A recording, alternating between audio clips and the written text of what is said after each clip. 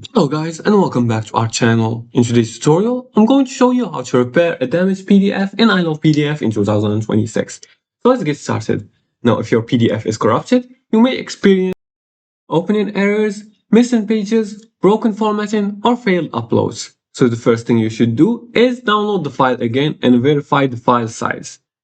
Now you can verify it by downloading it again and then clicking on here.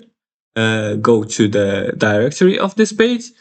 Then you're gonna click on the properties and verify that the size matches the size of the PDF file.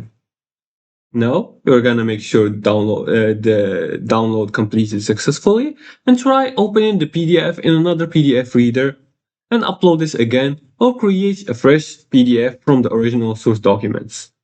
Now many PDF issues happen because downloads were interrupted, storage devices become corrupted, or files were modified incorrectly. Sometimes your hard drive can create problem when you have an old one, or it may be damaged, and it can create or make errors while saving the files.